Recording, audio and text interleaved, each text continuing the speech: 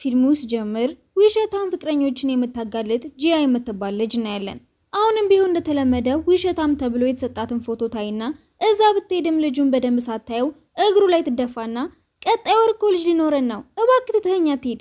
በዚህም ጂ የሚባለው ልጅ ስሙን ታጠፋዋለች። ወደ ቤቷ ስትመለስም አብሮ አደጓ የተሳሳተ ሰው ጋር እንደሄደች ነግራትና በራሷ ስላፈረች ወደ ገጠር ሄዳ የአባቷን እርሻ ብታርስ እንደሚሻል ትናገራለች። በዛም ሰዓት አክስቷ ደውላ አስቸኳይ ነገር እንደገጠማቸው ትነግራታለች።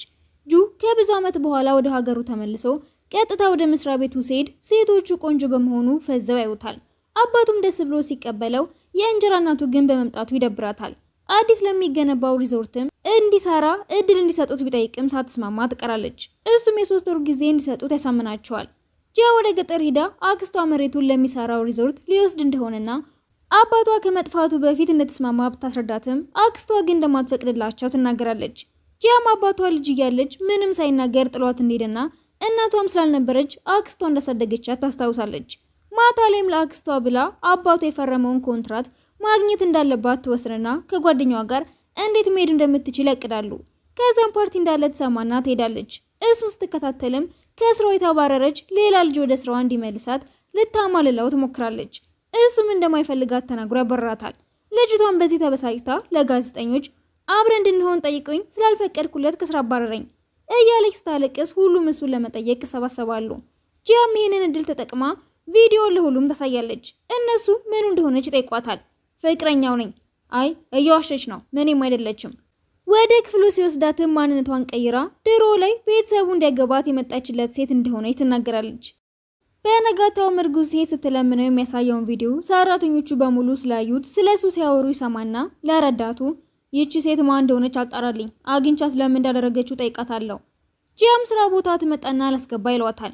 ከእሷ ሌላም የልጅነት ጓደኛው እንደሆነች የምትናገር ጂያ የምትባል ልጅ እንዲያስገባ ስትከራከር ታያትና ልጅቷን ገፍትራት ሁሉም ወደ እሷ ሲሄድ ሳያዋት ትገባለች። እሺ ምን ፈልገሽ ነው የመጣሽው? እሷም በሩን መክፈቻውን ካርድ ለማግኘት ልትጠጋው ብትሞክርም ትቷት ይነሳል። እሷም ጃኬቱን ትይዘውና ይቀደዳል። ውስጥ የምትፈልገው ነገር እንዳለ ሲመለከትም የመጣችበት ምክንያት እንዳለ ይረዳል። ትንሽ ቆይቶም ጂያ ፋይሎቹ ልትነካ ስትል እንዳትነካያቸው እሷም ተናዳ ጥላው ትወጣለች። አባቱም ያስጠራውና የሪዞርቱን ስራ መስራት ከፈለገ ማግባት እንዳለበት ሲነግረው መልስ አይሰጠው ይወጣል። ወዲያው ማየቱ እንደጠፋ ተደውሎ ይነገረውና ተቻክሎ ይወጣል። በስደርስም ጂያ እየተከተለችው እንደሆነ ስላስተዋለ ምንም ሳይላት ወደ ቤት ይዟት ይገባል። እሷም የድሮ ፎቶዎችን ስታይ ትቆይና የሴት አያቴ ልደት ዛሬ ነው፣ እንደዛ ከሆነማ አያቴ ደስ የሚለው ቦታ ሄዶ ነው የሚሆነው፣ እዛን ፈልገው። ከዛም ቦታው ላይ ሲደርሱ ጂያ ሚስቱ ስለመሰለችው አብረው እንዲደንሱ ጠይቃትና ትስማማለች። ደስ ብሎትም ከደነሱ በኋላ ይወጡና መኪና ስር ድመት ታያለች። ጁም እንድታወጣት ይረዳትና አብረው እንድትሰራ ይፈቅድላታል። በነጋታውም አብረው ስራ ትሄዳለች። ምግብም ያዝላታል። እናም ቁጥሩን ከሰጣት በኋላ እሷም በዚህ ደስ ይላታል። ትንሽ ቆይታም የዛን ቀን ያዋረደችው ሰው እሱ መሆኑን ትደርስበታለች። እናም የዛኔ ፖሊስ ሊጠራ እንደነበረ አስታውሳ አሁን የመሆኔን ካወቀ ያልቅልኛል፣ ምን ባድርግ ነው የሚሻለኝ? እናም ከሱ ለመራቅ ትሞክራለች። መኪና ውስጥም ሲጠጋት ያወቀባት መስሏት ብትፈራም ሊፕስቲኳን ያስተካክልላታል። በጣም ፈርታ ስለነበረም መሄድ አለብኝ ሆዴን እያመመኝ ነው ብላ ወደ ቢሮ ትገባና ኮንትራቱን ስትፈልገው በሩን ከፍቶ ይገባል። እሷም በቶሎ ትደበቃለች። ትንሽ ቆይቶ መረዳቱ እርጉዝ እንደሆነች ያስመሰለችው ልጅ ስልኳ እንዳገኘ ይናገርና ሲደውል ቶሎ ከክፍሉ ተወጣና አንስታው እንዲገናኙ ትጠይቀዋለች። እሱም ይስማማና ቦታው ላይ እንደደረሰ ተሸፋፍና ራሷ ትመጣለች። ትንሽ አሞኛል፣ ሰዎች በእኔ ምክንያት እንዳይታመሙ ብዬ ነው እንደዚህ የለበስኩት። ለማንኛውም እውነቱን ንገረኝ፣ ማን አዞሽ ነው እንደዛ ያደረግሽው? ማንም አላዘዘኝም። ውሸታም ፍቅረኞችን የማጋለጥ ስራ ነው የምሰራው። ፎቶውን በደንብ ስላላየሁት ነው፣ ይቅርታ አድርግልኝ። እንደዛ ከሆነ ይቅርታሽን የሚገልጽ ቪዲዮ ሰርተሽ መልቀቅ አለብሽ። ወደ መስሪያ ቤቱ ሲመለስም ጂያ እሱን ስትደበቀው ያገኘትና ማንነቷን ስለማያውቅ ከኔ የምትሸሹ በእርግዟ ልጅ ምክንያት ከሆነ ውሸቷን ነው፣ ከፈለግሽ አረጋግጥልሻለሁ። ከዛ ማታ ላይ ይደውላትና ለፍቅረኛው እውነቱን እንድታስረዳት ይጠይቃታል። እሷም ለጓደኛዋ አሁን እንዴት አድርጌ ነው ማገናኛቸው? ከዛም አንድ ሀሳብ ይመጣላታል። እናም በነጋታው በአደጋ ምክንያት እንደሞተች ታስመስልና ቀብሯ ላይ እሱም ይገኛል። እናም ይቅርታ እየጠየቀችው የተለቀቀውን ቪዲዮ ያዩታል። እሷም መቼም እንደማይነቃባት በማሰብ ደስ ይላታል። ወደ ስራዋ ተመልሳም ዛሬ ቤተሰቦቼን ላገናኝሽ ስለምፈልግ ልብስ ለመግዛት መሄድ አለብን። ብዙ ቀሚሶችን ከመረጡ በኋላም የወደደውን ሲያገኝ ይጠጋትና ሀብል ያደርግላታል።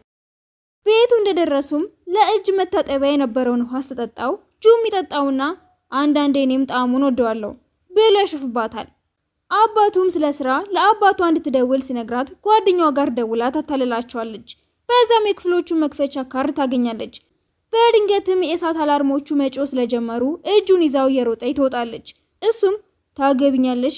እሷም የአባቷን ጉዳይ ማስተካከል እንዳለባት ታስብና አይ አሁን ዝግጁ አይደለሁም ብላ ጥላው ትሄዳለች። እሱም እንደተፈጠረ ማሰብ ይጀምራል። ጓደኛዋም እንዴት እንዳታለሏቸው ይነግራትና ፋይሉን ለመስረቅ መስሪያ ቤት ይገባሉ። ጁ ግን በድንገት ለመጣባቸው ጓደኛዋ ሊያስቆመው ቢሞክርም አይሳካለትም። እሷም ፋይሉ እጁ ላይ እንዳለ ታይና ምን እየሰራሽ ነው? ጆሮ ጌጤን እየፈለግኩ። ከዛም ቢሮ ውስጥ ገብታ ለመስረቅ ብትሞክርም ሳይሳካላት ይቀራል። ወደ ቤቱ ሲሄድም ልሸኝሽ እንዴ? አይ ችግር የለውም። እሱም በጣም እንደወደዳት ግን ከእሱ ለመራቅ እየሞከረች በመሆኑ ምን ማድረግ እንዳለበት ስላላወቀ ይጨነቃል። በነጋታውን ፋይሉን ለመስረቅ ስትገባ እንጀራ እናቱ ውስጥ ትመጣ ታይትና ትደበቃለች። ሴትየዋም ቀጣዩ ዝግጅት ላይ መዋረድ አለበት፣ እሱ እንዲያሸንፈኝ አልፈቅድም።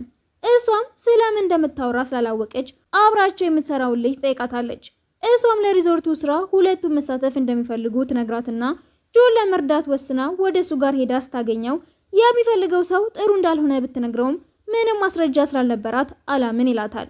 እሷም ማታ ክለብ እንዲገናኙ ውስጥ ቀጥረው እንደምትወደው ልትነግረው ስለመሰለው ደስ ብሎት ሲሄድ ከደንበኛቸው ጋር እየጠጣች ከኋላቸው እንዲቀመጥ ምልክት ሰጧለች።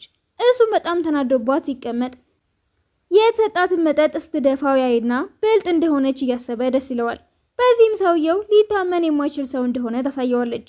ትንሽ ቆይቶ ግን እራሷ እንድትስት አድርጓት ይዟት ሊሄድ ሲል ጆ ያስቆመውና በቦክስ ይደርተዋል። እሺ አሁን አንድ ደንበኛ አተናል፣ ምን ልናደርግ ነው? እኔ ረዳሃለሁ። አርቲስት አደል ማግኘት ያለብህ።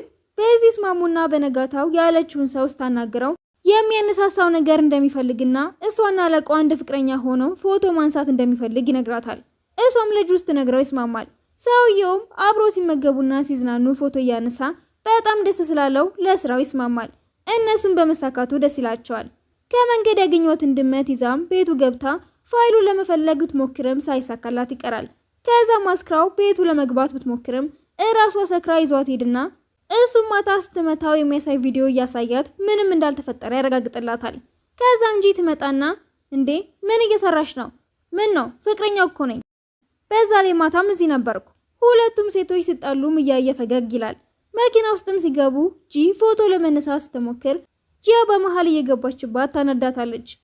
ከእሱ ጋርም አብራው መስራት ስለነበረባት ጂያን ለማናደድ አስባ ረዳት አይደለች ለምን ቤት እንድትረዳኝ አታደርግም? እሱም ይስማማል። ከዛም ፎቶዋ እንድታጸዳ ብታዛትም አውቃ ታበላሸዋለች። እሷም በዚህ ተናዳ ራሷ ልታጸዳው ስትሞክር ትወድቅና እጇን ወለም ይላታል። እሱ ጋር በመሄድም አየህ በእሷ ምክንያት እጅ አይሰራም፣ ስለዚህ ትንሽ ቀን አንተ ጋር መጥቼ መኖር አለብኝ። ጂያ ይህን ስትሰማም እንደዛ ከሆነማ እኔም መጥቼ እንከባከብሻለሁ። ከዛም ሁለቱም አንድ አልጋ ላይ ለመተኛት ይገደዳሉ።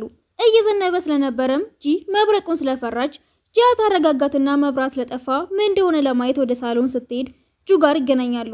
እሱም ስትጠጋው ልቡ በጣም ይመታ ስለነበረ ወደ መኝታ ቤት ሄድና በጣም እንደወደዳት ያስባል። ጠዋት ላይም ጂ እንዲያጎርሳ ስትጠይቀው ጂያፏ ውስጥ ዳቦ ትከትና ይሄ የሚያጠግብሽ ይመስለኛል። እሱም ሁለቱም እንዲጨቃጨቁ ጥሏቸው ሄዳል። ጂያን ፋይሉን ለመፈለግ ክፍሉ ልትገባ ስትል ጂ ታስቆማታለች። ጁ ቤት ሲመለስም የተጣሉ ያገኛቸውና እሷ ላይ ይጮህባታል። እሷም በጣም ተከፍታ እንደወጣች ጥፋቱ የጂ መሆኑን ያውቅና ሊፈልጋት ይወጣል። እየዘነበ ስለነበርም ዣንጥላውን ይዛል። እሷም እንዳየችው ዘላ ታቅፈውና ተያይዘው ወደ ቤት ሲመለሱም ጂን አሁኑኑ ከዚህ መሄድ አለብሽ ብሎ ረዳቱ እንዲወስዳት ይጣረዋል። ጂያም ፋይሉን አግኝታ ስታየው የምትፈልገው ወረቀት እንደሌለ ስታይ ትናደዳለች። ረዳቱም ጂን ቢወዳትም አለቃው እንደምትወደው ስላወቀ ምንም ማድረግ አልቻለም። ጁም ከጂያ ጋር ጊዜ ማሳለፍ ቢፈልግም በድጋሚ እንደማይመቻ ስትነግረው ይከፋል። በነጋታውም የስራ ጉዞ ላይ አንድ ላይ ለመሄድ ይዘጋጃሉ። ረዳቱም ይህንን ሲሰማ እሱ ጋር አብሮት መሄድ እንደነበረበት በማሰብ ይነደዳል። ጂም ነገሩ እንደሰማች ከእኔ ጋር ወደዛ እንሂዳ ግን ለእሱ ምንም እንዳትነግረው። ጁም በጣም ተናዶባት ስለነበረ ከመኪናዋ አስወርዷት ከዚህ በኋላ በእግርሽ ተከተይኝ። ሆቴል እንደደረሱም እኔ አንተ ክፍል ነው መሆን የሚፈልገው። አይ እኔ አልፈልግም። ከዛም ኢንቨስተሩን ያገኙታል። ከዛም ሳይክል እየነዱ ይዝናናሉ እና ጂም ይደርሱና እሷ ፎቶ ስትነሳ ረዳቱ እቃዎቿን በሙሉ ይሸከማል። ኢንቨስተሩም ሳይክል እንወዳደር፣ ካሸነፍክ ስራውን እስማማለሁ። በዚህ ተስማምተው ሲወዳደሩ ጁ ያሸንፍና ለስራው ይስማማሉ። ከዛም ወደ ክፍላቸው ሲሄዱ ጓደኞቿን ታይና ማንነቷ እንዳይጋለጥ ስለፈራች ትደበቃለች። ስትወጣም እግሯን ያደናቅፋትና አንዱ ጓደኛዋ ያድናታል። ጁ ይህንን ተመልክቶ ስለነበረ ሄድና አቅፏት ወደ ክፍሉ ይወስዳታል። እግሯንም ወለም ስላላት መድኃኒት ሊያመጣላት ሲሄድ ጓደኛዋ ይመጣና እዚህ ምን እየሰራሽ ነው? እሱን በኋላ እነግርሃለሁ፣ ግን ለማንም ማንነት መናገር የለብህም።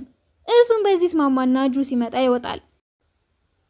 እሱም በእንክብካቤ እግሯን ያክምላታል። ከዛም ጂ ደውላ ውሃ ውስጥ ልትገባ ስለሆነ እንዲያድናት ስጠይቀው ወደ ቦታው ይመለስና አዝሎ ይወስዳታል።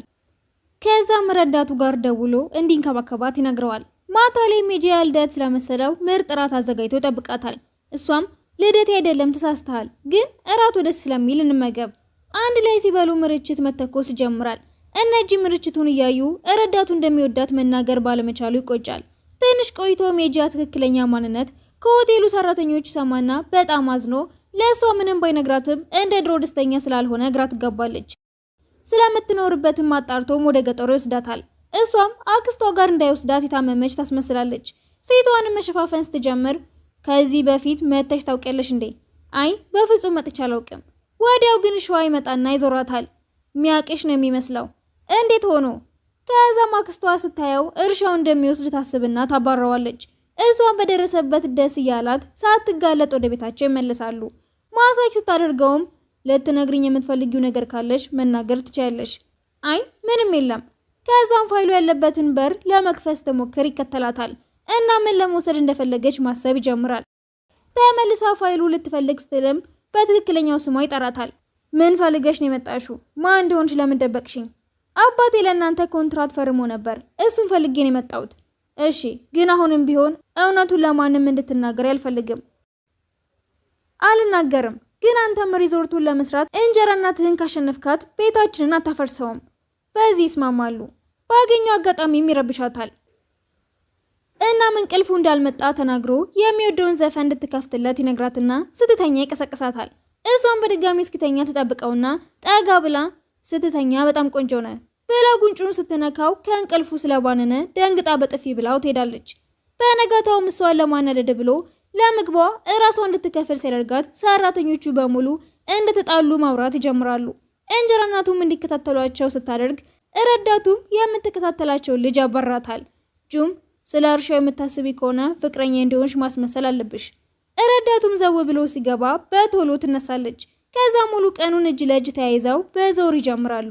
እንጀራ እናቱ ግን አሁንም ስላላመነቻቸው ልጅቷ እንድትከታተላቸው ታደርጋለች። እሱም ከስብሰባ ስወጣ አብረን እራት መብላት አለብን።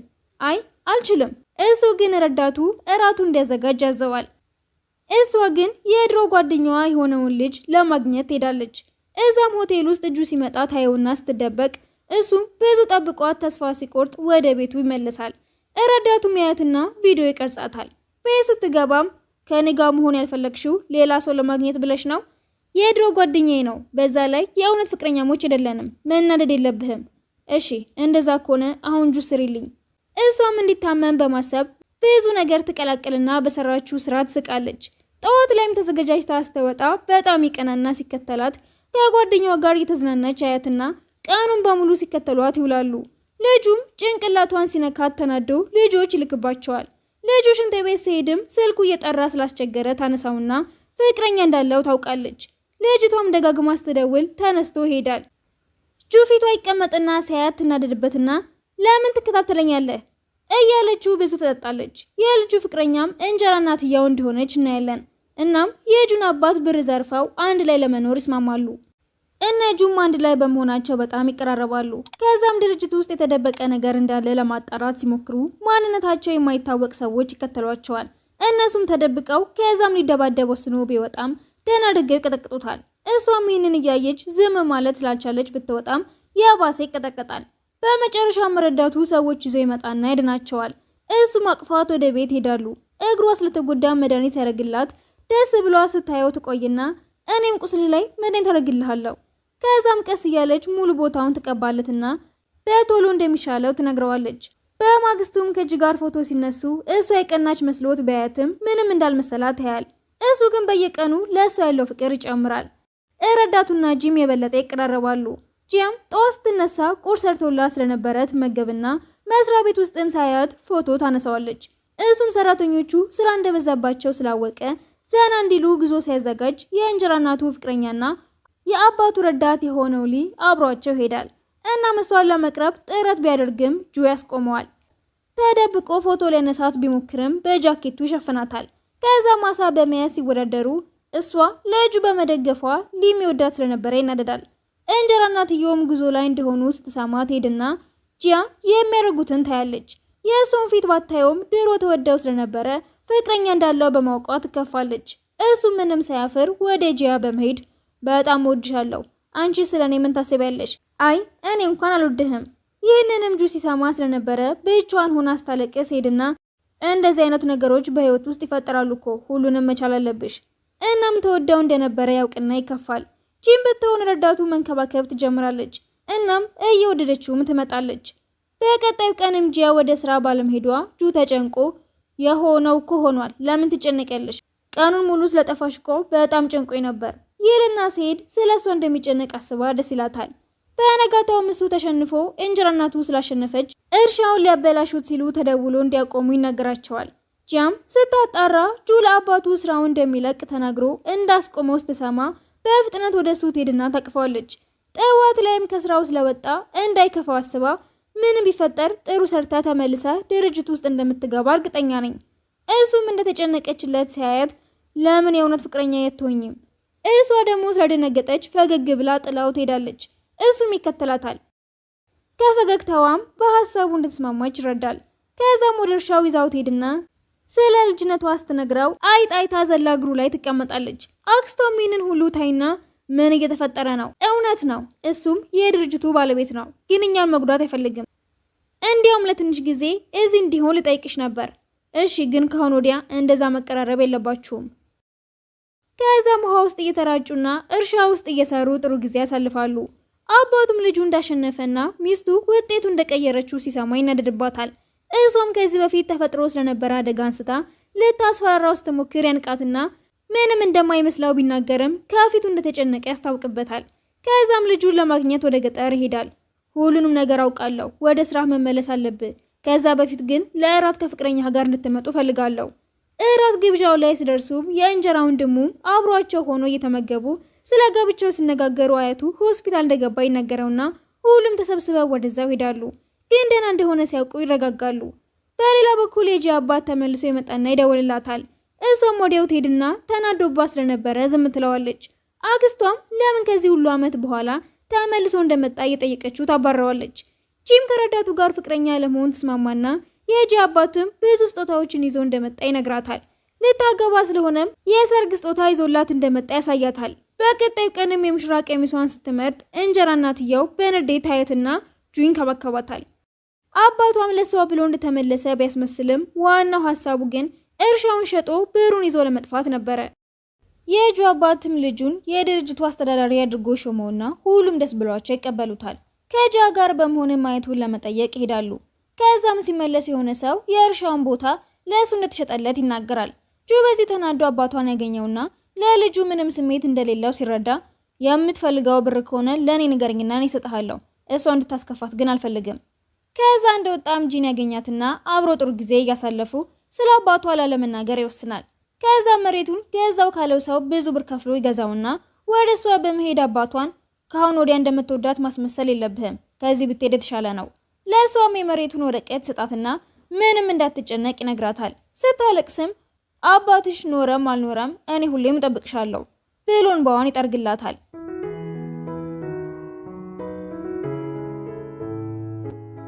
የጁ አባትም ጂያ እንደሆነች ለምታስመስልላት ልጅ አባት ደውሎ ስለ ሰርጉ ሲያወራ የልጅቱ አባት ከሀገር ውጭ እንደሆነች ነግረዋል። እሱም ልጁ ፍቅረኛ አድርጓት የሚዞረው ሴት ማን እንደሆነች ግራ ይገባዋል። ጠዋት ላይም ጂ ለሁሉም ረዳቱ ፍቅረኛ እንደሆነ ስትናገር ሁሉም በጣም ይደነግጣሉ። ከዛም ጂና ጂያ ተያይዘው ልብስ ለመግዛት ሲወጡ ትክክለኛዋ የሀብታም ልጅ የሆነችው ቺን ትመጣለች። ጂያ የገዛችውን ቀሚስም ስለወደደችው ችግር የለውም ያን ያህል ከወደድሽው እንደ ስጦታ አስቢው ውሰጁ በቃ። ልጅቷን በዚህ ደስ ብሏት ቀሚሱን ለብሳው ስትወጣ ትታገታለች። እንጀራ እናትየውም ለሊ እንደታገተችና ብር እንደጠየቋት ነግራው እንዲያድናት ትጠይቀዋለች። ሁሉንም ያቀደችው እሷ ብትሆንም ነገሮች እንዳሰበችው ሊሄዱላት አልቻሉም። እሱም ተጨንቆላት ስለነበረ ሊያድናት ይሄዳል። በዛም ሰዓት ጁ ስለ ሁኔታው አውቆ ስለነበረ የተባለው ቦታ ሄድና ያድናታል። የተሸፈነችበትን ሲያውልቀውም ጂን እንደሆነች አይና እረፍት ይሰማዋል። ከዛም ለጂያ ሲደውልላት ስፓ ውስጥ እንደሆነች ትነግረውና ወደ እሷ በፍጥነት ይሄዳል። ተጨንቆ ስለነበረም እንዳያት ሮጦ ሄዶ ያቅፋታል። እሷም በሁኔታው ግራ ተጋብታ እዚህ ነኝ እኮ ደህና ነኝ፣ ለምንድን ነው የተጨነቀው? ሊም ጂያን ሳይሆን ያገታትን ሰው ያገኘዋል። እናም ጂንን እንዳገቱ ይረዳል። የእሱ አባትም የጂያን ትክክለኛ ማንነት ሲያውቅ እንዲለያዩ እንደሚፈልግ ይናገራል። ጁም እኔ ስለ ማንነቷ ግድ አይስጠኝም፣ እሷን እወዳታለሁ እና ማንም ስላለኝ አልተዋትም ብሎ የመጨረሻ ውሳኔውን ይነግረዋል። አባቱ ግን ጂንን ያገኛትና አብረው እንድትሰራ ይጠይቃታል። እሷም ትስማማለች። እነ ጂም ደስ የሚል ቦታ ሄዱና በጣም ወድሻለሁ እና መቼም ላጣሽ አልፈልግም ይላትና ይሳሳቃሉ። በቀጣዩ ቀንም ጂን ወደ ድርጅቱ ውስጥ መጣ ከሁሉም ጋር ያስታውቃታል። ጂያንም ፍቅረኛው እንደሆነች ይነግራታል። ጂም ሁለቱ ምን ያህል እንደሚዋደዱ ታያለች። ከዛም ከጂያ ጋር ወክ ሲያደርጉ ጂ ልትወድቅ ስትል እሷ ታድናትና ትጎዳለች። እሱ መጥቶ አዝሎ መኪና ውስጥ ያስገባታል። ከዛም ከጂያ ጋር ሲያወራ ያየችው በጣም የሚዋደዱ ሰዎች መሃል መግባት እንደሌለባት ታስባለች። አባትየውም ሊ ሚስቱ ስጦታ የሰጠችውን አይነት ከረባት አይቶ ይጠረጥረውና ሁለቱንም የሚከታተል ሰው ይመድባል። ጂያም ጂና ጂን ሲያወሩ ታይና እሷ እንደማትገባው ማሰብ ትጀምራለች። አባትየውም ሁለቱንም ልጆች ለእራት ይጠራቸውና የጂን አባት ባለበት መጋባት እንዳለባቸው ይናገራል። ጂም ወረቀት እንድታመጣ ትጠራና የሚያወሩትን ስትሰማ በጣም ተከፍታ ትሄዳለች። ጁዳም ወራቱ እንዳለቀ ወደ ቤቱ ሄድና ሲያቅፋት እሷ ባየችው ነገር ስለተከፋች ቀዝቀዝ ብላ ሰላም ትለዋለች። እንጀራ እናትየውም ሊላ ማግኘት ስትሄድ ባሏ እንደሚተዋት ተናግሮ ጥሏት ይወጣል። አጋቹም ለሌጁ አባት ወንድሙንና የወንድሙን ሁለት ልጆች እንደገደላቸው ግን አሁን ጁ የሚባለው የሱ ልጅ ሳይሆን ከአደጋው የተረፈ የወንድሙ ልጅ እንደሆነ ይነግረውና የልጁን ሞትም አባትየው ራሱ እንደሚያውቀው ሲናገር ሊ በፍጥነት የሰማውን በሙሉ ለጂያ ይነግራታል። እናም ጁ እንደዋሻት ያስረዳታል። ግን በጣም ታሞ ስለነበረ እዛው ራሱን ይስታል። እሷም ይዛ ወደ ሆስፒታል ተወስደውና አባትየው ሆስፒታል ሄዶ ሊያስፈራራው ቢሞክርም ሊሱም ስለ አደጋው ሚስጥር እንደሚያውቅ ይነግረዋል። ስራ ቦታም ጂያ እሱን ላለማየት ብትሞክርም ሳይሳካላት ይቀራል። ሊያናግራት ሲልም ጥላው ሄድና ምን እንደሆነች ግራ ይጋባል። አባትየው ሚስቱን እየመታት አጋቹን ኬት እንዳገኘችው ጠይቃት ትንሹ ልጅ ሳማና ስለፈራ ከቤት ይጠፋና እናትየው ይህንን ስታቅ በጣም ትጨነቃለች። እነጁም ወደ እርሻው ሄደው ለምን ጂያ እንዳኮረፈችው ለመጠየቅ ቢፈልግም ወንድሙ ስትንከባከቢያትና ግራ ይጋባል። ትንሽ ቆይታም ለእናቱ ደውላ ልጇን ስትመልስላት ልጄን ስለተንከባከብሽልኝ አመሰግናለሁ። ከዛም በጣም እየዘነበ ስለነበረ ሁሉም እዛው ለመቆየት ይወስናሉ። ከዛም እንጀራ እናቱ ከሊ ጋር ስታወራ ጂያና ጂ ቢያዩዋትም ስለ ግንኙነታቸው ሳይናገሩ ዝም ይላሉ። አንድ ላይም ራት ይበላሉ። በነጋታውም ጂያ ጁን ተሰናብታው ትሄዳለች። እንጀራ እናቱን ብር ይዛ ከሊ ጋር ለመኖር ስታስብ መኪና አደጋ ደርሶ ትሞታለች። አያትየውም እንደሞተ ሲነገር ጁ ከልቡ ያዝናል። ጂያም ከጎኑ በመሆን ታጽናናዋለች። እሱም ከሆስፒታል ተደውሎ መጨረሻ ያየው አባቱ እንደሆነ ሲነገረው ገሎት እንደሆነ ይጠረጥረውና ስራውን በሙሉ ለማጋለጥ ያስባል። ጂያም በቻለችው መጠን ለማንከባከብ ትሞክራለች። እናም ጁ ይሁን አይሁን ግድ ሳይሰጣት ከጎኑ ትሆናለች። በቀጣዩ ቀንም የአባቱ የድሮ ሚስት ትመጣና እንዳያት የዛን የሚያገባውሽ ለብርሽ ብዬ ነው፣ አሁን ምን ልትሰሪ ነው ተመልሰሽ የመጣሽው እያለ ሲሰድባት በቀጥታ ይተላለፍና ሁሉም ማንነቱን ሲደርስበት ላለመታሰር ብሎ እንደታመመ አስመስሎ ሆስፒታል ይገባል። እዛም ጁ ሄድና የዛን የደረስከው አደጋ ላይ ልጅህ ነበር የሞተው፣ ሚስትህም እኔ እንደተረፍኩ ስታውቅ አሳክማኝ እንድበቀልህ ላከችኝ እና ከዚህ ሁሉ በኋላ ሀብቱ ያንተ የሚሆን ይመስልሃል? አባትየውን በሰማው ነገር በጣም ይደነግጣል። እናም ልጁን በገዛ እጁ በመግደሉ ይጸጸታል። በነጋታውም ጁና አክስቱ አንድ ላይ በመሆን ያደረገውን ያጋለጡታል። ከዛም ሊም ሲተባበር ስለነበረ ለፖሊስ ተላልፈው ይሰጣሉ። ሰራተኞቹም ደስ ብሏቸው ይቀበሏቸዋል። ጁን በጉልበቱ ተንበርክኮ የህይወት አካል ለመሆን ፍቃደኛ ነሽ ይላትና አዎ ትለዋለች። ከዛም ወደ ገጠር ሄደው ሲዝናኑ ፊልሙ ይጠናቀቃል። ፊልሙ ከተመቻችሁ ላይክ ማድረግ አይረሳ። በሌላ ምርጥ ፊልም እስከምንገናኝ ቻው።